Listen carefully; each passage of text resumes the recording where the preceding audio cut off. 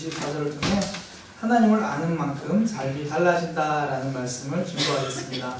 하나님을 아는 만큼 삶이 달라집니다. 오늘 학생의 영신 예배를 이렇게 맞이해서요, 학생들이 교복을 입고 이렇게 순서를 진행하더라고요. 어떻습니까? 교복 입은 모습들 이쁘지 않습니까? 네. 교복 입은 모습들이 참 이쁘고 멋진 것 같습니다. 왜 그럴까요? 저는 봐도 학생들은 교복 입은 모습이 제일 이뻐요. 이게 가장 아름다운 모습은요, 자기 자리를 지키는 모습이기 때문에 그렇습니다. 학생은요, 학생 자리를 지키는 모습이 가장 아름다운 모습입니다. 그래서 교복 입은 모습이 가장 아름답게 보이는 겁니다. 자녀가요, 가장 큰 효도는 자녀의 자리를 지키는 겁니다. 가끔씩 우리가 오늘날 뉴스를 보다가 이 자녀를 돌보지 않아서 아이의 생명을 잃었다라는 끔찍한 소식을 듣게 됩니다. 그때 사람들이요, 그 부모에게 화를 내고 분노하는 이유가 무엇입니까? 부모라면 부모가 지켜야 되는 자리가 있는데 그 자리를 지키지 못했다고 우리가 같이 화를 내는 겁니다. 어버이 주일을 맞이해서 또 우리 모두 가정의 달을 맞이해서 나는 좋은 부모가 되고 싶다, 나는 좋은 자녀가 되고 싶다, 그런 생각들 사실 모두 다 갖고 있잖아요. 그렇다면 내가 부모의 자리를 지켜야 할 자리는 무엇인가?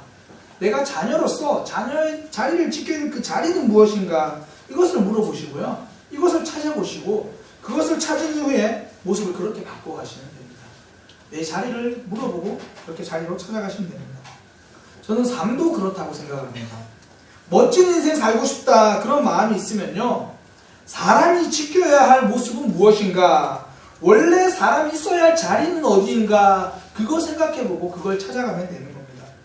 저는 기독교가 바로 그거라고 생각을 합니다. 원래 모습을 찾아가는 것. 왜 예수님을 믿습니까? 이렇게 질문을 한다면요, 다양하게 대답할 수 있을 겁니다. 그런데 저는 신앙이란 또 이렇게 대답하고 싶습니다. 원래 모습 회복하기. 자리 찾기라는 거죠. 원래 사람이 있어야 될 자리는 하나님 옆이었습니다. 하나님과 함께하는 자리였습니다. 그런데 사람이 하나님을 떠나서 죄인이 되었습니다. 그거 회복하고 원래 자리로 돌아가는 거예요. 그것이 믿음입니다. 원래 사람은 하나님의 형상이었습니다. 그런데 죄가 들어와서 죄를 닮아갑니다. 사람이 죄를 닮았다는 거 어떻게 알 수 있는지 아세요? 거울을 보면 됩니다. 내 모습을 보면요, 저도 그렇습니다. 내 뜻대로 되지 않는다고 금방 마음 상해합니다. 내 마음 같지 않은 사람들 때문에 화를 내고 있는 게 우리의 모습입니다. 사람보다는 미움이 익숙한 우리의 모습을 본다라는 겁니다. 죄를 닮아 있습니다. 그래서요, 사람은 하나님의 형상 그 자리를 찾아갈 수 있어야 됩니다. 그래서 하나님을 알아갈수록, 그 형상을 알아갈수록 우리의 삶이 달라진다는 겁니다. 원래의 모습을 찾아간다는 겁니다. 오늘 본문의 결론 24절이요, 그걸 말해줍니다. 하나님의 형상을 닮아가는 것. 24절 성경에 이렇게 되어 있습니다. 하나님을 따라 의와 진리의 거룩함으로 지으신 새 사람을 입으라. 이걸 제가 좀 더 쉽게 또 좀 더 잘된 번역으로 제가 읽어드리면요, 하나님의 형상대로 창조된 새 사람으로 갈아입으라, 이렇게 되어 있습니다. 하나님의 형상을 회복하라, 이렇게 되어 있다라는 이야기입니다. 우리는요, 누구나 멋진 인생 살고 싶습니다. 인생을 멋지게 마무리하는, 그런 마무리하는 인생 되고 싶습니다. 어떻게 하면 될까요? 방법이 있습니다. 바른 자리를 지키는 삶이 되는 겁니다. 처음 창조되어졌던 그 모습, 하나님의 형상이 회복되어진다면요, 우리는 멋진 인생 살아갈 수 있게 된다는 겁니다. 그러려니까 하나님을 알아야 됩니다. 하나님의 형상을 회복하려니까 하나님을 알아가야 된다는 겁니다. 그래서 하나님을 아는 만큼 우리의 삶은 달라지게 되어 있습니다. 그러면 이제 중요한 게 어떻게 그럼 하나님을 알아가는가, 이겁니다. 오늘 본문을 통해서 두 가지를 좀 살펴볼 건데요. 첫 번째는 하나님을 향한 감각이 살아나야 한다는 겁니다. 이 하나님을 아는 삶이라는 게 하나님을 인식하며 살아가는 거거든요. 하나님에 대한 감각이 회복되어야 됩니다. 두 번째는요, 내가 옛사람이 있다는 인정하고 새 사람을 추구하는 삶입니다. 내가 나에게 달라져야 될 옛사람이 있다, 이거 인정하고요, 새로운 삶으로 전진하는 삶입니다. 하나하나 살펴보겠습니다. 첫 번째는 하나님을 향한 감각이 살아나야 한다라는 겁니다. 하나님을 알려면요, 하나님에 대한 감각이 살아나야 됩니다. 17절과 19절에 보면 그 내용이에요. 하나님을 모르는 사람들의 모습에 대해서 이렇게 말합니다. 총명이 어두워지고 그들 가운데는 무지함과 마음이 굳어졌다는 겁니다. 그래서 이 마음이 굳어져가지고 감각 없는 사람이 되었다, 이렇게 말합니다. 그러니까 하나님을 모르는 사람은요, 하나님에 대해서 감각이 없어진 사람입니다. 이걸 반대로 하면 어떻게 됩니까? 하나님에 대해 아는 사람은요, 하나님에 대해서 감각이 살아난 사람입니다. 그래서 하나님에 대해서 알려면 하나님에 대한 감각이 살아나야 됩니다. 뭐 이런 거죠. 제가 학교 다닐 때 국어책에 실렸던 어떤 글인데요. 구두수선을 오래 하는 사람은 이 걸음걸이만 봐도 그 사람의 굽이 앞으로 어디가 닳게 될지 아니면 지금 굽이 어디가 닳았는지를 안답니다. 걸음걸이만 봐도. 그 사람의 어깨만 봐도요, 지금 굽이 얼마나 상해 있는지를 안다라는 겁니다. 왜 그렇습니까? 구두수선 하시는 분들은 그쪽으로만 늘 생각이 가 있기 때문에 그래요. 그러니까 어깨를 봐도 구두에 굽이 보인다라는 겁니다. 그 상태를 잡아낸다라는 겁니다. 뭐 그런 거겠죠. 남자분들은 음식점 가면 그냥 음식을 신나게 먹습니다. 뭐 신나게 먹습니다. 근데 주부들은 이제 거기서 먹으면서 이제 숨은 그림 찾기 합니다. 여기 뭐가 들었는지, 여기 MSG가 들었는지 안 들었는지, 설탕이 들었는지 안 들었는지 막 맞춥니다. 사실 또 다 맞추는 거 아니에요. 요리에 관심 있는 사람만 맞춥니다. 그렇지 않은 사람은 이제 이렇게 해야 되죠. 음식이 맛있는가? 아니면 음식이 더 맛있는가? 뭐 둘 중에 하나로 구분이 됩니다. 음식이 맛이 없을 수가 없거든요. 이렇게 구분이 가는 겁니다. 사람이요, 내 생각이 어느 쪽으로 열려 있는지에 따라서, 내 감각이 어느 쪽으로 집중하는지에 따라서 인식하는 것이 달라집니다. 신앙생활이라는 게 결국 하나님을 향해서 감각을 열어놓는 겁니다. 그래서 예수님을 안 믿는 사람들은요, 이렇게 말합니다. 오늘 운이 좋았어. 근데 예수님 믿는 사람은요, 이렇게 말합니다. 하나님의 은혜야. 하나님이 역사하셨어. 하나님의 도움이다. 이렇게 말합니다. 이게 똑같은 말을 다르게 표현하는 것이 아닙니다. 단어가 다른 것이 아니라 생각이 다른 겁니다. 하나님을 믿는 사람은 하나님의 역사하시는 것을 인식할 수 있는 감각이 있으니까요. 이건 하나님의 역사다 생각할 수 있고요. 알게 됩니다. 그러니까 삶이 달라질 수밖에 없다라는 겁니다. 그러니까 하나님이 무슨 말씀을 하시나 그러고요. 거기에 주파수가 맞추어져 있어야 됩니다. 그러면 말씀이 들립니다. 그러니까 좌로 갈지 우로 갈지 알게 되는 거고요. 아니 가야 할지 서야 할지도 알게 된다라는 겁니다. 바른 길 가게 되는 거죠. 하나님 영광 회복됩니다. 삶이 달라질 수밖에 없다라는 겁니다. 얼마 전에 이제 큰 산불이 났죠. 그래서 그쪽 지역에 있는 분들이 참 어려움을 아직도 겪고 있습니다. 이 산불이라는 게 많은 경우가 이 사람의 부주의로 일어난다고 그렇게 알고 있습니다. 일종의 안전불감증이죠. 안전불감증. 안전불감증이라는 게 안전에 대한 감각이 무뎌지는 겁니다. 감각이 무뎌지면요, 사고가 발생하게 됩니다. 하나님에 대해서 감각이 무뎌지면요, 인생에 사고가 발생하게 됩니다. 19절에 그 내용을 말하는 겁니다. 그들이 감각 없는 자가 되어서 자신을 방탕에 방임하여 모든 더러운 욕심을 행하되, 하나님에 대한 감각이 무뎌지니까 삶이 무너지는 겁니다. 안전불감증보다 위험한 것이요, 하나님 불감증입니다. 신앙이 무너지고 삶이 무너집니다. 그 욕심의 특징을 보면 무뎌짐입니다. 무뎌짐. 처음에는 하루에 뭐 10,000원을 벌고 하루에 20,000원을 벌어도 감사했거든요. 그런데 점점 그 생활에 무뎌지기 시작하면요, 이제는 30,000원, 40,000원, 그러다가 누가 하루에 200,000원 벌었대, 하루에 200,000원 벌었대. 그러면요, 내 삶의 모든 감사는 다 사라집니다. 그동안 소중했던 것들, 소중하게 생각하던 감각이 무뎌지기 시작한다라는 겁니다. 욕심은요, 언제나 무뎌지게 만듭니다. 제가 제일 처음 사역을 시작할 때는 이 주일학교 사역을 시작했었습니다. 주일학교 전도사로 이렇게 사역을 했었는데, 선생님들과 회의를 하다가 이제 그런 의견이 나왔어요. 아이들이 신앙생활 잘하는 아이들에게 선물을 줍시다. 격려해 줍시다. 이제 거기까지 다 동의했어요. 좋습니다. 그 다음부터는 문제였어요. 선물을 얼마짜리를 줄 것인가. 5,000원에 500원짜리 나왔어요. 그러면 좀 더 열심히 하시고 5,000원짜리 나왔어요. 그러다가 여름 성경학교 되면 축구공 얘기 나오기 시작해요. 나중에 막 자전거 이런 이야기 막 나오기 시작해요. 이게 왜 그러냐면, 이게 욕심을 선물로 아이들의 마음을 잡으려고 하면요, 이게 감당이 안 됩니다. 욕심은 언제나 사람의 마음을 무뎌지게 만들기 때문입니다. 그럴 때는요, 선물을 크게 하는 것이 아니라 마음의 감각을 크게 만드는 겁니다. 뭐 어버이날 지나셨잖아요. 자녀들에게 선물을 많이 받으셨죠. 다 받으셨다 그러는 거예요. 자녀들이 민망할까봐 받으셨을 겁니다. 혹시나 카네이션밖에 안 받으신 분들도, 안 받았다면 카네이션을 받으신 분들이 있을 겁니다. 그러면 속으로 생각합니다. 저것이 말이야, 내가 키워준 카네이션 하나만 달라는 너무하지 않아? 그거는요, 내 마음의 감각이 무뎌진 겁니다. 한번 생각해 보겠습니다. 아이가 처음 어린이집 갔을 때 기억나시나요? 유치원 갔을 때 기억나시나요? 색종이로 카네이션 만들어 왔잖아요. 99%는 선생님이 만드시고 1%는 아이가 만들고, 그거 받을 때 감동이잖아요. 참 감사했잖아요. 그러니까 이게 선물이 작아진 게 아니고요. 내 마음의 감각이 무뎌지고 작아진 겁니다. 욕심은요, 감각을 무뎌지게 합니다. 저는 청소년 시절, 대학 시절에요, 이 좋아하던 영화의 장르가 있었어요. 그게 뭐냐면 이 스릴러라고 하는 영화 장르입니다. 이 스릴러가 뭐냐면 잔인한 범인을 추격하고요, 뭐 추리하고 끔찍한 사건을 조사하고 뭐 그런 내용의 영화를 좋아했습니다. 그런데 한동안은 제가 영화 자체를 좀 안 보게 됐습니다. 뭐 큰 결단이 있었던 게 아니고요, 갑자기 솔로가 된 겁니다. 그러니까 큰 차이가 있었던 거죠. 차이가 솔로가 되니까 그때부터 영화를 좀 잘 안 봤습니다. 요즘 청년들을 보겠어요. 혼자도 영화 잘 보러 가는지 모르겠는데 저는 그런 용기가 없어가지고 한동안 영화를 안 봤어요.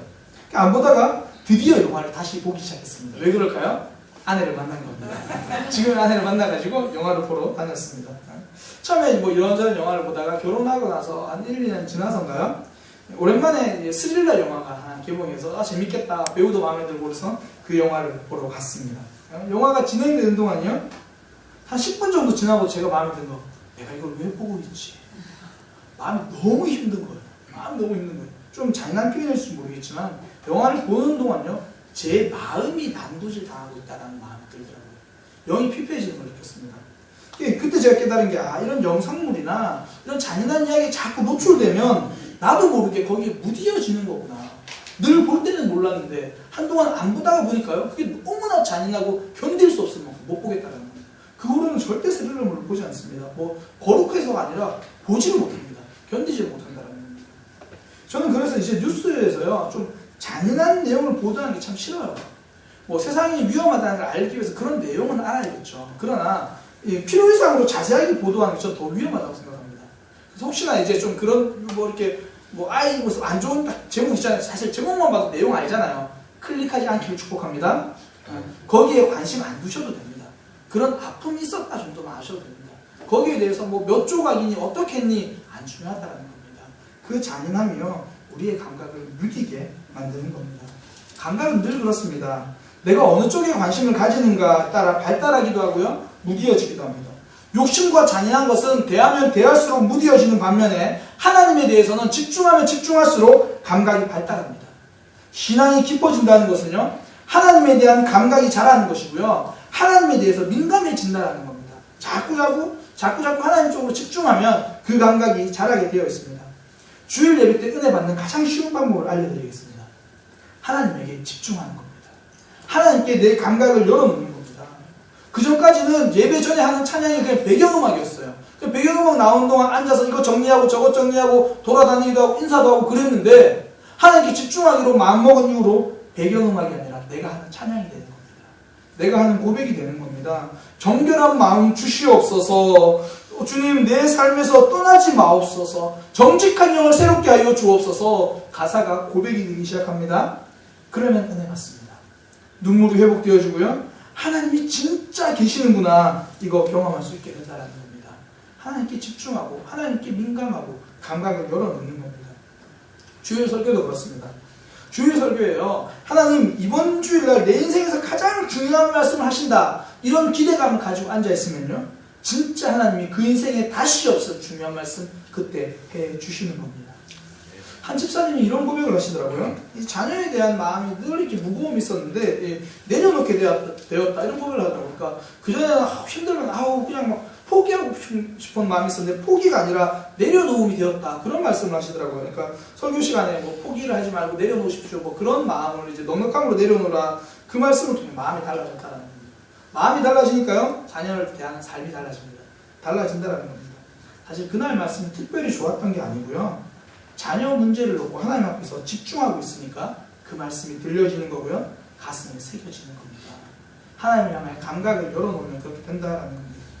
하나님이 집중하면 집중할수록 우리의 감각은 살아나게 되어 있습니다. 그러면 우리가 아침에 일어나는 순간에도 하나님을 경험합니다. 출퇴근하는 순간에도 하나님을 경험합니다. 지하철 안에서 혼자인 줄 알았는데 어떤 성도님의 고백처럼 지하철을 타는 순간에서 회사 도착하는 순간까지 기도하더라는 겁니다. 그게 하나님을 향해 감각을 열어놓으면 가능하다라는 겁니다.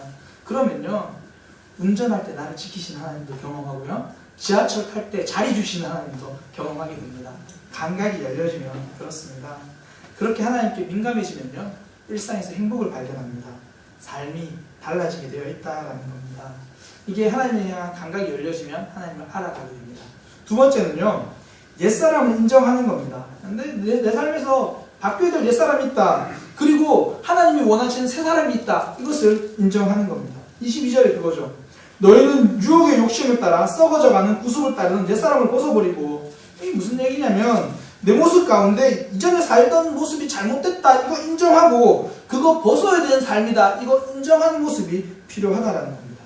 성장은요, 항상 한계를 인정하는 것부터 시작합니다. 그러니까 내가 틀렸다는 생각이 들어야지 바뀌기 시작한다는 겁니다. 사실 우리 신앙이 그런 거 아닙니까? 내 인생 내가 주인이다 생각했어요. 하나님 없다라고 생각했어요. 그런데 그게 틀렸다는 거 깨달은 겁니다. 그래서 하나님 있다가 되었고요. 내 인생은 하나님 이끌어 가신다 고백하는 거. 그게 내가 틀렸다라고 인정하니까 달라지기 시작한다는 겁니다.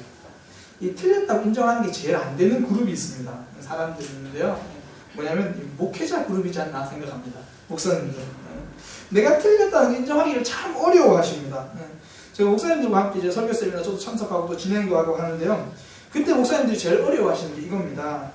설교 세미나 오시는 분들은 크게 뭐 두 부류로 오십니다. 내가 좀 더 성장하고 싶어서 오시는 분들이 있고, 또 한 분은요 정말 절박해서 오시는 분들이 있어요. 주일이 두려워서 막 어떻게 할지 모르겠다. 성도들이 주일을 떠나면서 목사님 설교 좀 준비하십시오. 그리고 떠나는 분들이 있다는 거예요. 그리고 오신다는 거예요. 이제 그러면 처음 드리는 말씀이 뭐냐면, 목사님 설교를 바꾸시려면 삶을 바꾸셔야 합니다. 이렇게 말씀드립니다. 이게 뭐 그분 목사님들의 삶이 신실하지 않다 이런 의미가 아니고요. 시간을 쓰는 패턴부터 바꾸라고 말씀을 드리는 겁니다. 목회의 우선순위를 설교로 바꾸지 않으면 설교가 달라지지 않는다는 겁니다. 그러니까 설교는 늘 급한 일에 밀리면서 지금까지 살아왔다는 겁니다. 신방 다음으로 설교가 밀립니다. 목사님들 모임 다음으로 설교가 밀립니다. 사람들 만나는 거 다음으로 설교가 밀립니다. 그래서요, 이렇게 설교 세미나를 진행하다 보면 결국은 설교가 달라지는 목사님들이 생깁니다. 그분들의 공통점은요, 얼마나 절박했느냐 이게 아니고요, 내 삶이 그동안 틀렸었구나, 내 시간 쓰는 게 그동안 틀렸었구나, 이거 인정하는 분들이 달라지더라는 겁니다. 내 삶과 내 모습의 한계를 인정하면요, 그때부터 손 내는 게 되어 있습니다. 그때부터 변화하게 되어 있다는 겁니다. 몸이 약했던 사도 바울이 고백했던 게 그겁니다. 내 능력은 약한 데서 온전하여짐이라. 내 한계를 인정한 거죠. 그래서 하나님께 이렇게 고백합니다. 하나님, 내가 여러 약한 것들에 대해서 자랑합니다. 그리스도의 능력이 내게 머물게 하려 합니다. 저는 한계가 있으니까 하나님이 해주셔야 합니다. 이거 고백한다라는 겁니다. 내 몸이 약해서 이제 하나님을 붙들게 된다라는 겁니다. 내 약함을 자랑한다는 겁니다. 한계를 인정하면요, 그때부터 하나님과 가까워지게 됩니다. 내 한계를 인정하면요, 그때부터 하나님과의 관계가 깊어지게 되는 겁니다.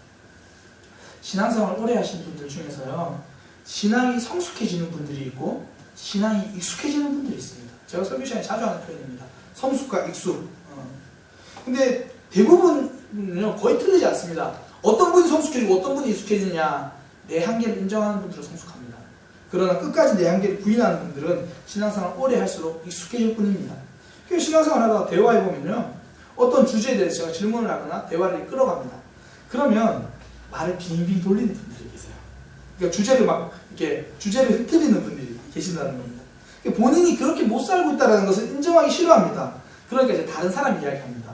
목사님, 남들도 다 그렇게 살지는 못합니다. 그러니까 본인 이야기 절대 안 해요. 남들 이야기하기 시작한다는 겁니다. 이전에 자기가 잘했던 이전의 신앙생활을 막 꺼내서 이야기하기 시작합니다. 지금 자신의 부족함을 인정하기 싫다는 겁니다.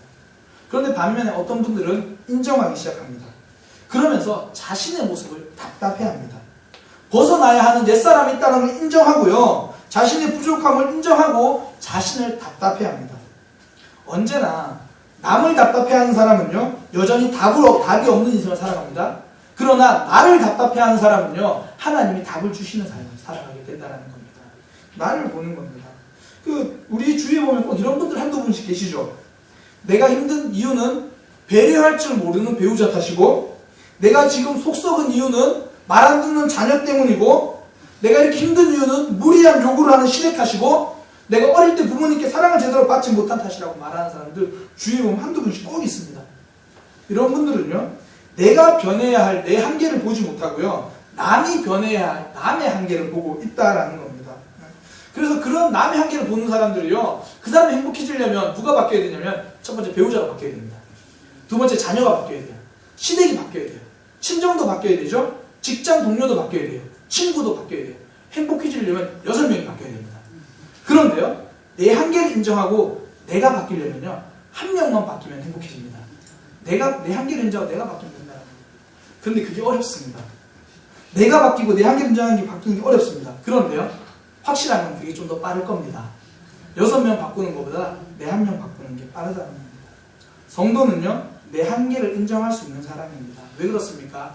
나는 못해도요, 하나님은 나를 통해 하실 수 있다. 이걸 알고 있기 때문입니다.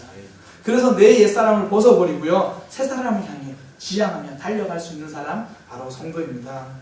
성경에서 이걸 가장 절실하게 깨달았던 사람이 이 야곱이라고 저는 생각합니다.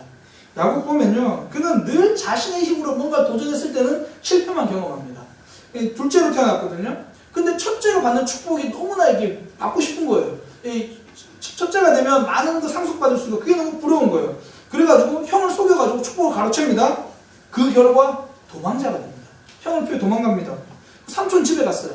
꼼수를 부려가지고 재산을 늘려가지만 결국 미움받고 야반 도주합니다. 내 힘으로 살아갈 때는 일이 그렇게 안 된다는 겁니다. 그런 야곱이요, 야복강이라는 강에 도착합니다. 그 강에서 청소가 이길 수 없는 씨름을 합니다. 그 씨름의 의미는 이겁니다. 하나님, 내 힘으로 살 수 없습니다. 하나님, 지금까지 내 모습으로는 안 됩니다. 옛사람 야곱으로 안 되니까 그때 하나님이 바꿔주십니다. 새 사람 이스라엘로 가능한 겁니다. 옛사람이 없어지고요, 새 사람으로 가능한다라는 겁니다. 옛사람의 한계를 인정하고 벗기 시작하면요, 새 사람의 변화가 일어납니다. 24절입니다. 의와 진리의 거룩함으로 지으심을 받은 새 사람을 입으라. 옛사람을 벗었으면 새 사람을 추구하라. 그렇게 이야기를 하는 겁니다. 성장하라는 거죠. 성장하는 과정에서 하나님을 알게 된다라는 겁니다. 사람들이요, 스스로 속이고 또 자신이 속고 있는 게 있습니다. 뭐냐면 정체되는 삶이 있을 수 있다, 이렇게 속습니다. 이건요, 스스로 속이는 겁니다. 삶에서는 정체하는 순간은 없습니다. 성장이거나 아니면 퇴보입니다. 내가 아무런 노력도 하지 않고 있는데 내가 정체하고 있다. 그것은요, 속은 퇴보하고 있는데 겉의 형식만 정체하고 있는 걸 유지하고 있는 겁니다. 반면에 내가 열심히 노력하고 있는데 여전히 내가 지금 정체하고 있다. 그것은요, 삶에서 성장을 터뜨릴 폭탄을 준비하고 있는 거지 정체하고 있는 것이 아닙니다. 우리의 삶은요, 늘 퇴보냐 성장이냐 둘 중에 하나입니다. 저는 그래서 우리의 삶이 이 상어와 같다, 이렇게 생각합니다. 상어. 뭐 이렇게 고기를 좋아한다 그런 게 아니고요. 저는 고기를 좋아합니다. 왜 상어가 같냐면 상어는 불에가 없습니다. 불에. 그래서 물에 그냥 가만히 있으면 떠있지 못하고 가라앉는다는 겁니다. 그래서 한 번도 쉬지 않고 지느러미를 움직여서 헤엄을 쳐야 합니다. 물론 나중에 좀 더 연구를 하니까 이제 상어의 간은 지방으로 되어 있어가지고 좀 더 뜨기 수월하다고 합니다. 그러나 여전히 불에가 없기 때문에 끝까지 지느러미를 움직여 헤엄을 쳐야지만 상어가 가라앉지 않을 수 있다는 겁니다. 사단이 가장 쉽게 하는 유혹이 뭐냐면요, 적당히 하죠, 그 말입니다. 적당히라는 겁니다. 어느 정도 변화가 없는 삶이 괜찮다라는 겁니다. 그렇게 치열하게 몸부림치지 않아도 안 가라앉는다고 그렇게 우리에게 속삭입니다. 내가 성장하지 않는데도 만족하게 만들어버립니다. 내가 성장하지 않는데 만족하고 있다. 그 사단의 유혹에 빠진 겁니다. 이게 아이들을 보면요, 가장 잘 알 수 있습니다. 아이들 어릴 때 태권도 한번 시켜보신 적 있는지 모르겠어요. 태권도 보면요, 요즘에는 먼 띠가 그렇게 많은지 모르겠어요. 제가 다 못 외워서 적어왔어요. 흰띠, 노란띠, 초록띠, 파란띠, 밤띠, 빨간띠, 푼띠, 검은띠. 거기다가 아이들은요, 그것도 힘드니까 노란 초록띠, 초록 파란띠 이런 게 있다는 겁니다. 왜 이렇습니까? 태권도라는 게요, 1, 2개월 한다고 막 날아다니고 그러지 않거든요. 그러니까 애들이 다니기 지루해하는 거예요. 왜? 애들이 본인이 원해서 가는 게 아니거든요. 엄마 아빠가 원해서 가는 거예요. 가다 보니까 지루합니다. 그러니까 내가 성장을 해야 기쁜데 성장이 안 돼요. 그러니까 성장을 띠로 만들어주는 거예요. 띠가 바뀌니까 한 달 후면 저 띠 받을 수 있다, 보름 후면 저 띠 받을 수 있다, 그런 겁니다. 아이들도 내가 성장하지 않으면 지루해합니다.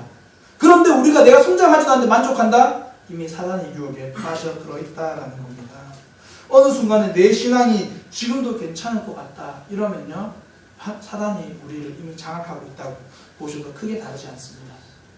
신앙은요 언제나 성장해야 합니다. 정체란 없습니다. 큰 변화가 없더라도 편하지 않게 퇴보하지 않는다 하더라도 이미 우리의 속은 퇴보할 수 있습니다. 우리는 늘 성장해 가야 합니다. 옛사람을 벗었다면 새사람을 향해 가야 한다라는 겁니다. 그렇게 새사람을 향해 가려고 하면요 신앙이 달라지게 되어 있습니다. 그런 경우가 잘 없지만 아이들 중에서 혹여나 가끔씩 공부하고 싶다 이런 생각이 드는 아이들이 있어요. 공부 좀 열심히 해야겠다 그런 생각이 들면 그때부터 그 아이들은 질문이 많아집니다. 궁금한 게 많아집니다. 우리가 하나님 앞에 성장하고 싶으면요 질문이 많아집니다.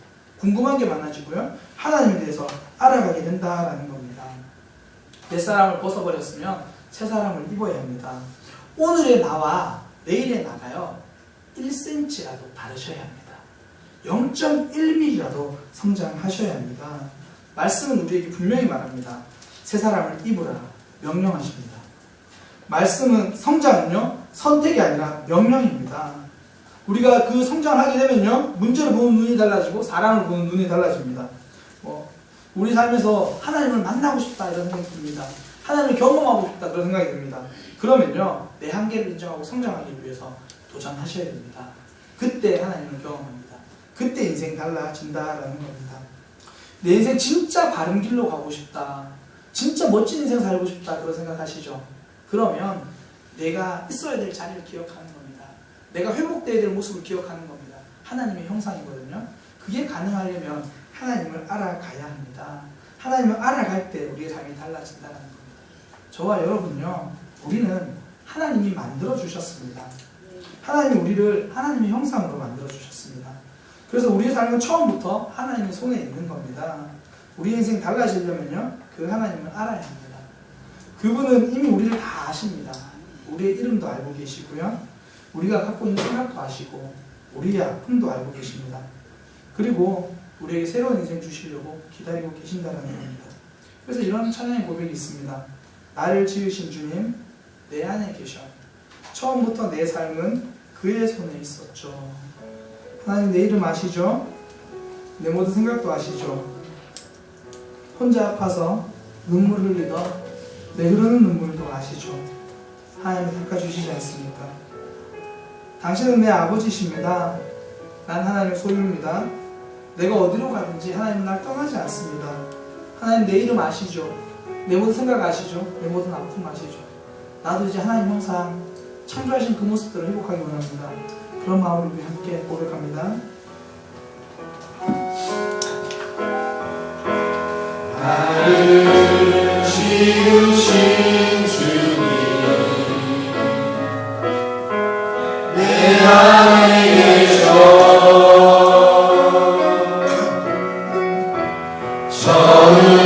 처음부터 내 삶은 그의 손에 한번 더 고백합니다. 나를 지으신 주님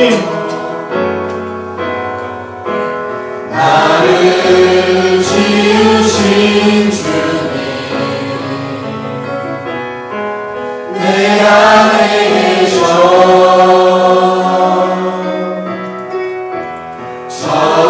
처음부터 내 삶은 그의 손에 있어. 내 이름 아시죠? 내 이름 아시죠. 내 모든 생각도 내 흐르는 눈물 그가 닦아주셔. 그는 내 아버지 그는 내 아버지 난 그의 소유. 내가 어딜 가든지 날 떠나지 한번 더 고백할까요? 그는 내 아버지 그는 내 아버지 나는 그의 소유입니다. 난 그의 소유. 내가 어디를 가든지 내가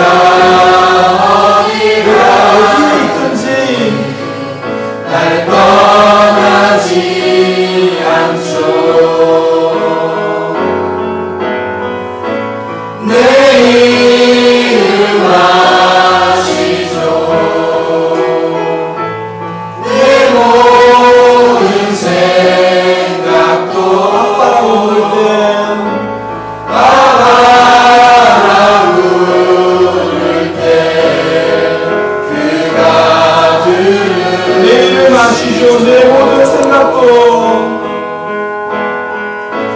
내 이름 아시죠. 내 모든 생각, 내 모든 눈물, 내 흐르는 그가 닦아주셨죠. 그가 닦아 주님과 서로 고백합니다. 내 이름 아시죠.